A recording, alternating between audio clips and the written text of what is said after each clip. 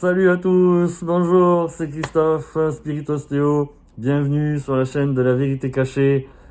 Et tous unis, tous ensemble, merci à vous de me suivre, merci pour vos commentaires pour le témoignage 4. Je vous avais dit, chose promise, chose due, il y a 2 interviews qui pouvaient arriver, donc celle-ci, et peut-être donc la surprise qui vient après. Donc là, j'ai pas fini ma journée, donc on a un petit peu de marge, on avait un long créneau avec cette personne, donc elle a bien accepté de témoigner. Et donc n'hésitez pas à regarder le témoignage 4, n'hésitez pas à liker, partager et à vous abonner pour ceux qui sont en retard. Mais les petits ruisseaux font les grandes rivières, n'oubliez pas.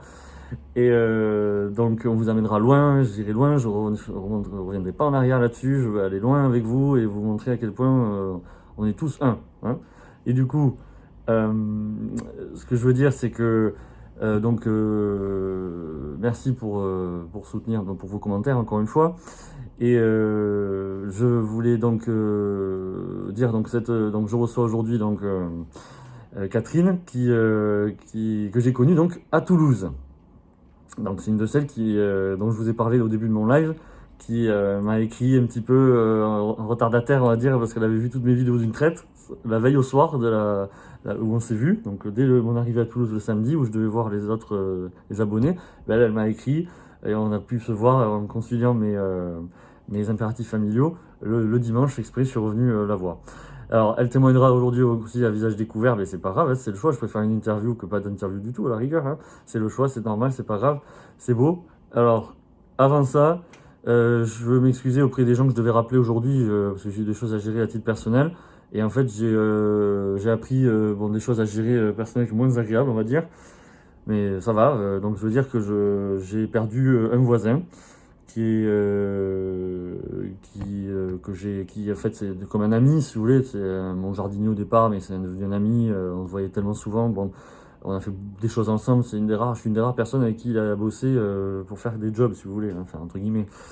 Donc c'était un Anglais, c'était mon voisin à chez moi, et donc quand je suis rentré de Toulouse la semaine dernière, en fait, il avait subi après une deuxième opération dans l'année une récidive de cancer secondaire du rein sur les os.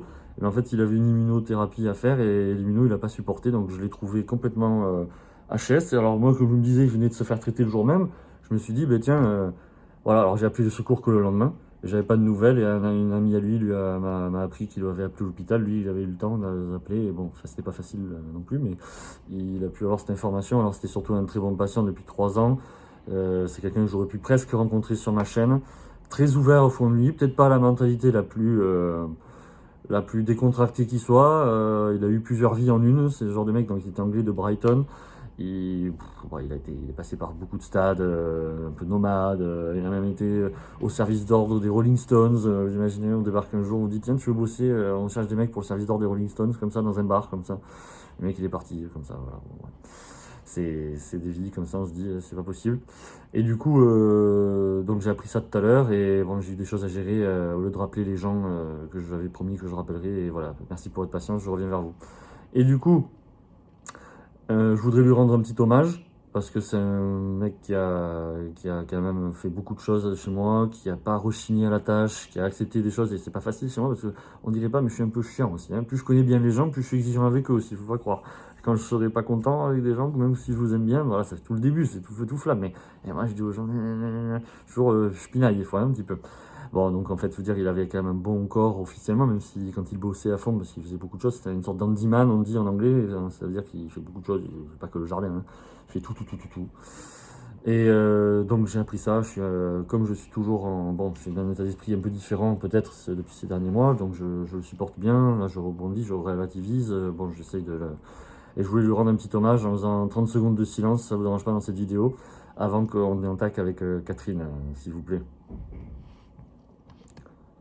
Merci.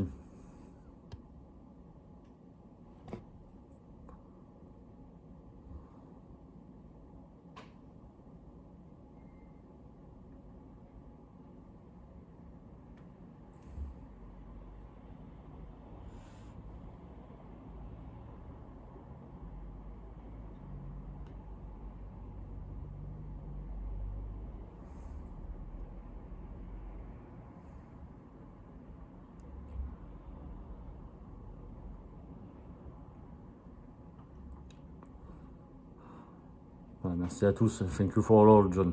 Thank you for all. Thank you for you. Thank you for your disponibility. Il m'a sorti de certaines mouises plus d'une fois aussi. Voilà, merci à vous les amis. Voilà, donc Catherine Beck, voilà, qui est restée masquée, on va dire ça. Donc je l'ai... donc elle m'a rencontré, donc on peut dire bonjour, voilà, parce que... Bonjour. Voilà. Bonjour, On n'est pas en direct, bonjour. mais tout va bien. Voilà, donc en fait... donc Catherine, tu confirmes que je t'ai vu dans ces circonstances, donc à Toulouse, là, au Oui, dernier bien moment. sûr. Donc tu as eu le, entre guillemets, le coup de foudre, je sais pas comment, bah, par télégramme, je sais pas, tu as vu ma chaîne. J'ai vu ta chaîne samedi soir en fait. Voilà. Et je savais pas si ta réunion avait eu lieu ou si elle aurait eu lieu. C'est ça, elle savait que j'étais là, vous voyez, mais elle a demandé de savoir si j'étais là, si j'avais eu la réunion le samedi ou le dimanche finalement. Voilà. Et donc elle m'a écrit, un mail, machin, donc bon, j'ai répondu, voilà. Et que j'étais prêt à revenir la voir si elle était disponible au bon moment parce que j'avais quand même des impératifs familiaux le dimanche à gérer. Du coup, on s'est retrouvés là-bas, place du Puy. Et donc, on est resté plusieurs heures au même endroit que la veille. Et donc, c'est fait partie des personnes dont je vous ai parlé dans le live à qui j'ai révélé toutes mes, entre guillemets, ce que je n'ai pas encore révélé sur ma chaîne. Ce qui va venir. Merci pour votre patience, les amis. Et du coup, bon, elle avait déjà l'intention, je pense, de prendre rendez-vous. Hein. C'est pas ça qui l'a, en tout cas, incité plus, comme c'est pas ça, je pense, qui du coup l'aurait dissuadé, je pense. Comment tu l'as pris, ce que je t'ai révélé, peut-être, selon toi? Moi, j'étais intriguée par la façon dont Donc je travaillais, tout ça.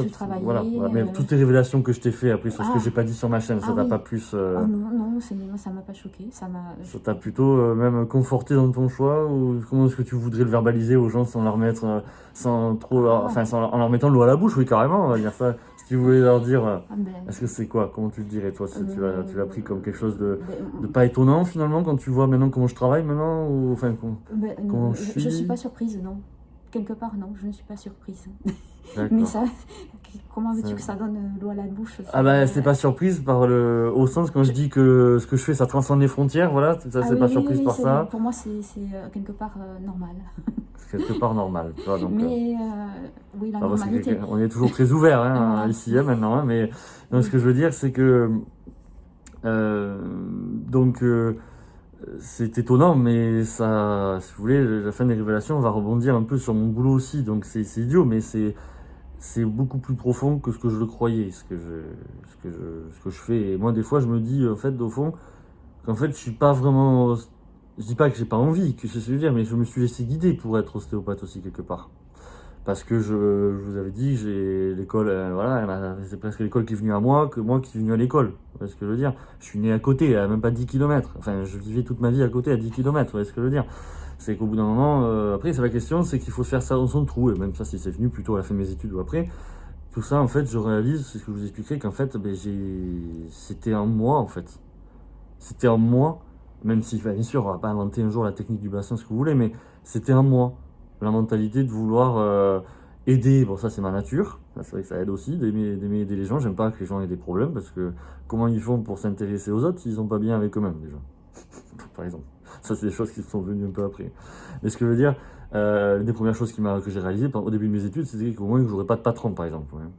Elle me disait, ça c'est sûr qu'au moins tu n'auras pas de compte à rendre, tu n'as rien à faire, maintenant tu feras ce qu'il faut. Et après il faut avoir une conscience, ça c'est vrai que j'ai une conscience de perfectionniste aussi, donc il fallait quand même que je sois aussi très voilà, à cheval sur les principes et très méticuleux, même si je peux être feignant à certains égards. Mais bon, voilà, je n'ai fait que rajouter des détails, rajouter des choses, même si à une époque j'avais la flemme pour par exemple les chevilles, vous voyez, j'étais un peu flemmard pour ça. Mais voilà, bon, peu importe, je me suis trouvé mon équilibre, mais c'était en moi tout ça, c'était beaucoup plus inné que je le croyais. Voilà, alors pour revenir à Catherine, donc il y a elle encore donc, exceptionnelle, c'est-à-dire qu'en gros, c'est à se demander presque, on pourrait se dire pourquoi est-ce qu'elle est venue, même par rapport à une personne dont elle se rapprocherait, donc Claire, témoignage numéro 2, eh bien, on se demande pourquoi est-ce qu'elle est venue. Parce que son facial est donc tellement exceptionnel, donc on peut dire au moins que tu as bientôt 60 ans, c'est ça? Je vais faire 60 ans. Tu vas les faire, voilà. Eh bien, c'est extraordinaire, parce que son facial ne lui faisait sentir même pas de douleur au bas du dos, mais plutôt le minimum syndical que les gens vivraient en parallèle aussi du moment où ils auraient mal, c'est-à-dire des raideurs passagères. On va pas parler d'un phénomène cutané un petit peu atypique, bon ça c'était résorbé un peu avant, mais bon c'est pas grave. Ce que je veux dire au moins c'est que le peu qu'elle sentait de classique, eh ben, elle l'a vécu, elle le vivait de manière très sporadique, comme si elle avait 30 ans de moins, quoi. Donc on peut dire, même sur un banc, j'ai pas mis longtemps à comprendre à qui j'ai affaire. Alors là, c'était certain. C'était sûr et certain. Et aujourd'hui, le plus bizarre, c'est qu'après notre première consultation idéale, donc là on est à la deuxième, on vient de faire la deuxième, et je vous explique un petit truc en plus qu'on a fait avec elle, ce qui est intéressant parce que je n'ai pas heureusement l'obligation de faire du crânien comme je l'ai fait avec elle tous les jours. C'est la deuxième dans cette semaine. Bon, l'autre personne n'a pas encore pu témoigner parce que hier j'ai vraiment pas le temps, ça s'est improvisé, c'était très compliqué mon après-midi. Enfin, improvisé on va dire ça, à certains égards, dans lesquels on a fait du crânien, on va en parler. Donc en fait, aujourd'hui, au lieu d'avoir des raideurs passagères qu'elle aurait au niveau lombaire, elle m'a parlé plutôt des genoux. Finalement, c'était inclus, tu vois. Alors normalement, maintenant, c'est censé être fini. Le peu qu'elle aurait pu ressentir au niveau lombaire, donc on n'a même pas parlé en fait une seule fois de douleur aujourd'hui. Pour la deuxième consultation des fascias pures, aucun, rien. Et pourtant, elle est guérie, et voilà, elle avait des douleurs, enfin, elle les avait, et j'ai eu les sensations qu'il fallait que j'ai. Donc tu confirmes bien ce que je te dis. Oui. D'accord. Oui. Alors, ce que j'aimerais bien que tu nous précises, c'est par rapport à ton ressenti, ce que tu as vécu par rapport à la première, que ce soit tout de suite après la première ou pendant la semaine. Est-ce que tu veux revenir là-dessus, ce que tu as ressenti à mon égard? Alors, à la première séance, il faut que je me rappelle. Ben, tu me parlais de cette notion d'ancrage, notamment. Ah Tu oui, sais, oui, oui, oui, l'ancrage, cette notion de. Mais déjà, voilà, à la première séance, c'était l'ancrage. Quand tu as remarché à la fin, parce qu'à la fin de la consultation, je suis remarché, Voilà. notamment les gens. Là, vraiment, j'ai senti un ancrage, voilà.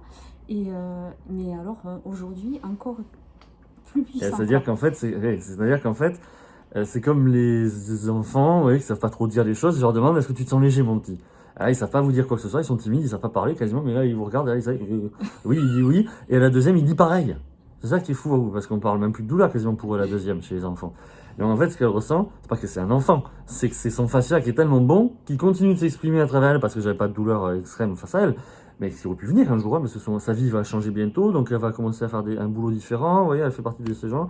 D'ailleurs, je remarque que c'est déjà la 4e personne qui a un contexte professionnel, soit récent à cause du Covid par exemple, ou reconversion volontaire, voilà, de sa part. C'est intéressant, c'est des gens, je veux dire, j'en ai pas vu encore 40, hein, des gens de YouTube, mais je veux dire, pour ceux qui, par rapport à ceux qui arrivent, j'en ai déjà 4, quoi. Ils sont venus pendant 4. Et du coup, elle me dit les choses comme si elle me parlait avec un corps 30 ans de moins. De 30 ans de moins, enfin presque de moins de 20 ans, j'ai envie de dire. Donc c'est fantastique, c'est incroyable. Et en fait, la deuxième étant la suite de la première, c'est pour ça qu'elle peut me dire des choses similaires, vu qu'on avait déjà moins de sensations plus douloureuses à élucider chez elle. Alors donc, ce que je ressens vraiment là maintenant, c'est à la fin de la deuxième. Un ancrage hyper puissant. Et je me sens vraiment présente dans mon corps. Je me sens là, ici. C'est très intéressant, Ouais. tout ça. Ça rejoint les sensations un peu atypiques, intérieures, que presque là, à la limite, c'est plus à la limite physique quand même hein, aussi. Mais rappelez-vous le lien que je peux faire avec le témoignage extraordinaire de Claire, merci à elle encore pour ses commentaires, tout ça. Claire, témoignage 2, et hier, le tout nouveau témoignage 4 de Marie-Christine. Ça rejoint un peu ça, si vous voulez. C'est-à-dire que c'est plus on a... Alors, bien sûr qu'on pourrait toujours se dire, ouais, la personne, elle avait une bonne mentalité, elle était bien avec toi, ce que tu veux, mais... C'est un état de conscience finalement aussi, c'est quasi métaphysique ça, c'est-à-dire que des gens comme elle, bon d'accord, on est circonstances comme ça, mais bon, on va dire les autres qui auraient mal, tout ça, j'en ai vu un paquet. Et en fait des choses atypiques, oui, on peut en entendre, mais aussi profondes intérieurement, dans un état de conscience comme ça, parce que les gens ne savent pas à qui ils ont affaire. Alors peut-être que je libère aussi les paroles des gens éveillés, parce que, entre guillemets, parce que je suis ce que je suis, que je me suis mis en avant comme ça, mais c'est d'abord parce qu'elle était prête aussi à vivre ça intérieurement. Alors, je dirais à la limite encore plus caricaturalement pour les témoignages 2 et 4, hein, Claire, Marie-Christine, où là, vraiment, c'est intérieur au sens, c'est presque une évolution, pas mentale, mais une évolution de leur fort intérieur, de leur ressenti de souveraineté, on va appeler ça comme ça. C'est parce qu'elles étaient prêtes à ça, comme on vous dirait soi-disant, bon, je vais pas parler de trop de débat, mais soi-disant les implants, machin, enfin, ce que vous voulez, éthériques, ce que vous voulez, ceux qui les enlèvent, ils disent, ouais, c'est quand c'est prêt. Oui, parce qu'il faut être prêt pour ça, et comme ça, ils ne reviennent pas. Ouais. Et en fait, tout ça, on est sujet à pouvoir être sujet à renvahir ces implants, se disant, parce qu'on est vulnérable intérieurement, on n'est pas aligné, on n'est pas... Et c'est le mot qu'elle a employé à plusieurs reprises tout à l'heure. Tu m'as dit, aligné. je me sens aligné. Ah oui, ça, c'est quand on venait de faire le crâne, que tu m'as dit, en plus, encore plus aligné. Ouais. On va en reparler. Et du coup, sa façon de s'exprimer, même pour dire, ça rejoint ce que disaient Claire et Marie-Christine, c'est-à-dire que c'est parce qu'on est prêt intérieurement, mais en fait, c'est juste à un moment donné, le déclic que le corps veut nous faire atteindre, nous empêche d'atteindre. C'est le corps qui nous empêche d'avoir la petite pichenette qui nous permet de passer à un autre état. À un autre état de corps aussi, parce que vous soyez éveillé ou pas, alors bien sûr, il y a toujours on peut toujours dire, voilà, bref, enfin, Jésus aussi, pour moi, il aurait peut-être son lumbago s'il avait vécu plus longtemps, vous voyez ce que je veux dire? Mais ce que je veux dire, c'est que c'est, au bout d'un moment, quel que soit votre réveil intérieur, il y a la même chose qui pourra vous empêcher d'aller vers l'extérieur, c'est quand même votre corps, c'est quand même la dernière barrière physique, la dernière barrière. Le fascia, si vous voulez, tout ce que je vous explique, c'est la dernière barrière avant l'extérieur, pour moi. C'est ça la frontière entre ce que vous êtes capable de faire vis-à-vis des autres, et du reste, enfin du monde extérieur en tout cas, pardon, en général, et de recevoir aussi des autres, du milieu extérieur, pardon. C'est pareil. Ouais. Alors, donc, comme elle était en train de faire des soins orthodontiques, c'est ça, hein, Oui. on va dire, et en fait j'ai commencé à flairer le truc parce que elle me disait que on voulait lui aligner, alors j'ai peut-être mal interprété, mais aligner la mâchoire en fait. Ah non. Et en fait non, c'est ça, je m'avais mal interprété. Alors du coup, comme elle faisait ses soins orthodontiques, quelque part, même si on s'est mal enfin on a mal interprété au début l'histoire, en fait, ça rejoignait cet intérêt de lui faire, à la limite, à avoir eu, c'était inconscient pour moi, hein, à avoir eu si peu de choses à se dire sur 2 consultations comme ça. Et en plus, j'avais le temps aujourd'hui d'anticiper. On avait programmé par avance, après sa deuxième consultation d'1 h 15 sur les fascias, d'enchaîner sur une autre consultation vraiment sur le crâne. Parce que là, il faut minimum quand même une demi-heure ou plus quand même.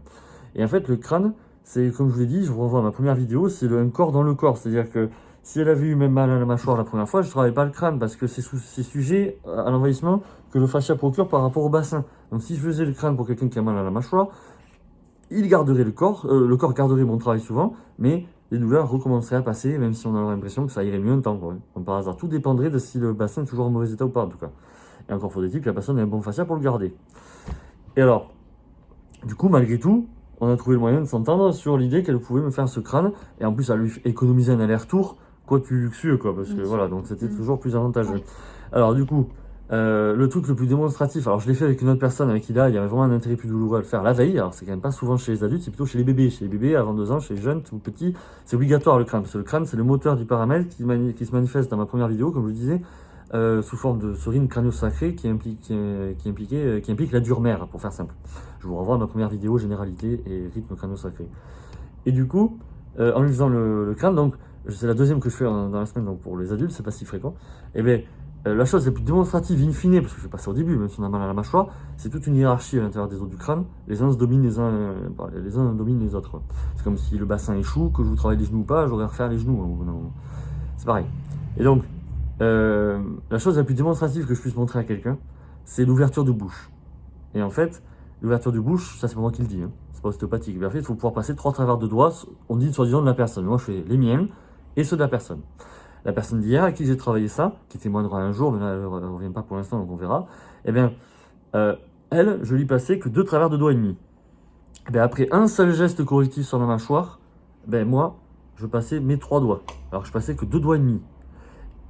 On appelle ça des travers de doigts. Et pour cette personne, hier, ben elle, on passait déjà ses doigts, ben on a eu à un moment donné un petit peu de marge quand elle les a repassés. Et avec Catherine, donc tout à l'heure, on avait des doigts identiques quasiment. On a rentré tout, elle comme moi, nos 3 doigts. Et en fait, après la correction, que ce soit elle ou pour moi, pour elle ou pour moi, eh ben on a eu un peu de marge. Est-ce que tu confirmes, confirme, cette histoire, bien sûr, voilà. oui. Et ça, c'est le reflet de ce qui pouvait arriver si elle avait eu mal à la mâchoire.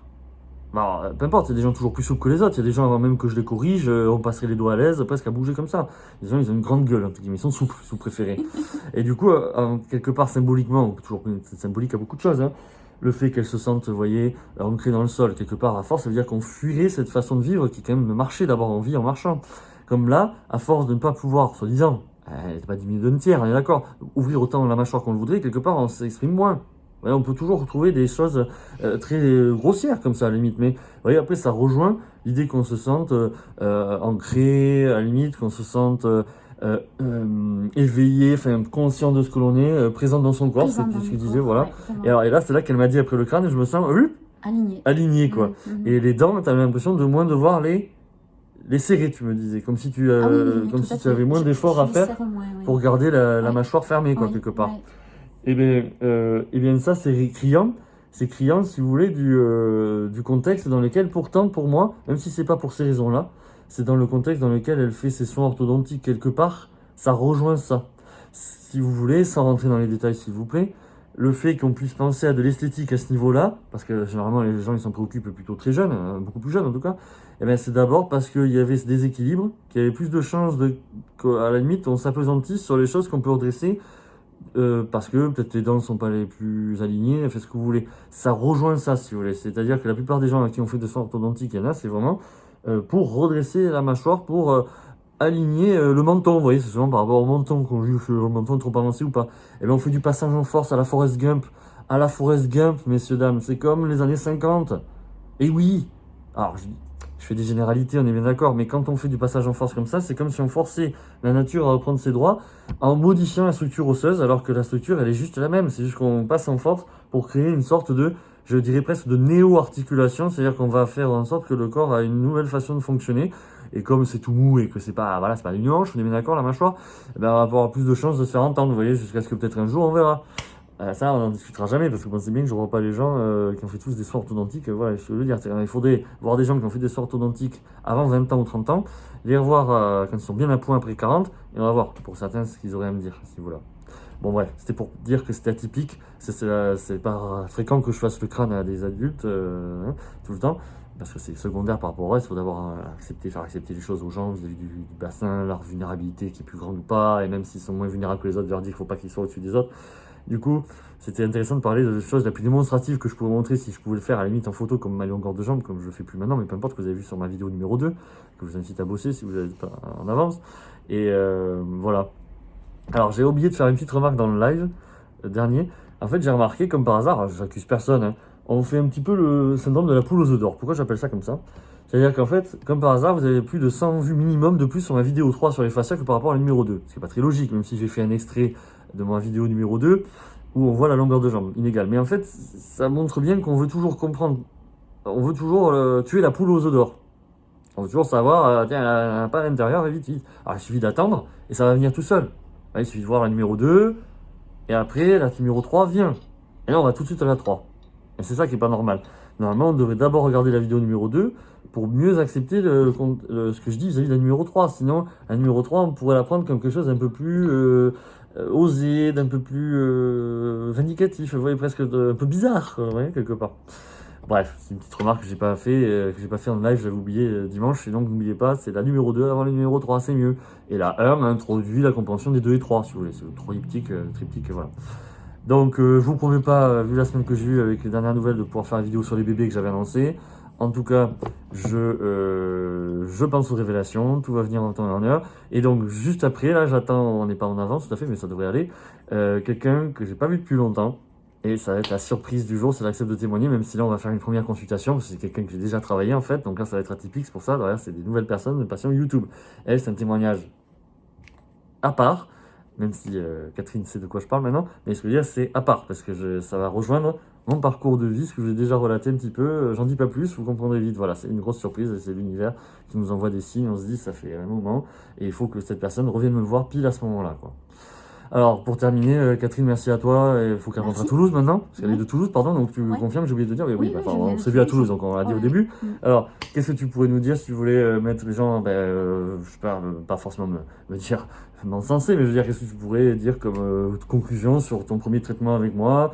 Alors, c'est sûr, on n'a pas eu à forcer son talent, même si on a fait tout ce qu'il faut et qu'elle a le corps idéal pour pas être inquiète dans sa vie, sans dire que je guéris le cancer, on est bien d'accord, mais voilà. Écoutez, moi je pense que c'est au moins par curiosité venir te voir et puis après voilà quoi, se faire une opinion. Et après, par rapport à ce que toi tu as vécu, est-ce que tu t'attendais vraiment à ça? Est-ce que tu t'attendais au fond? Parce que tu as vu toutes mes vidéos d'une traite, genre très motivée, ouais. Ah ben moi j'étais motivée parce que j'étais curieuse de voir qu'est-ce que ça pouvait provoquer quoi. En soi. Et en plus, le luxe qu'on a eu, c'est sans douleur, vous imaginez? Oui.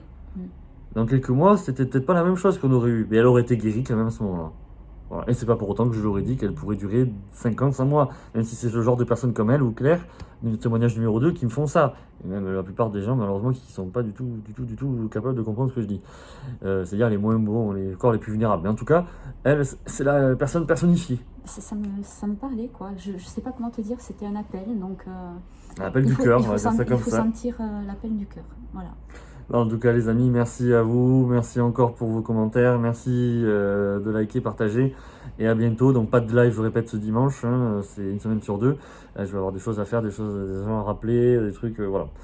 Et par rapport à mon voisin, merci à vous encore pour votre attente tout à l'heure et avoir respecté ce petit moment. Je tenais à faire ça parce qu'il aurait pu me connaître sur ma chaîne. Il était ouvert, c'était dur des fois de le comprendre. Enfin, moi, j'essaie de parler anglais grâce à lui. Alors, je vous assure que j'ai jamais autant parlé anglais, quoi. Bon, j'ai progressé en 3 ans, je me reconnais plus. Je me reconnais plus là aussi, ça a été des premiers changements. Dès que je suis arrivé chez moi, bon, en même temps, j'ai fait beaucoup bosser. Alors, du coup, je parlais anglais, je vous dis pas, quoi. Bon, allez, tous unis, tous ensemble, les gens. Voilà, si je peux le montrer aussi, super. Merci à vous tous. Merci de soutenir ma chaîne. On a battu le record encore d'abonnés. N'hésitez pas à ramener autour de vous. Les petits ruisseaux font les grandes rivières. Elle est nouvellement abonnée, Catherine, maintenant. Magnifique. Merci à tous. N'oubliez pas. Alors, maintenant, j'annonce, j'ai une nouvelle idée. Mais ça, je peux pas vous en dire plus. C'est vraiment au stade embryonnaire. Nouvelle idée de live avec une invitée, vous verrez plus tard pourquoi. Voilà, bon, je sais pas, je vais essayer peut-être de gérer ça si je peux. C'est l'histoire d'un gros mail. On va voir ça. Je vais lancer une bouteille à la mer. Voilà, merci les amis et je vous dis à bientôt. Et dès ce week-end, ce témoignage, numéro 5 aujourd'hui, Catherine de Toulouse. Et la surprise, tout de suite après, quand j'arrête cette vidéo. Allez, à très vite. Merci. Allez, Au revoir. merci à toi Catherine.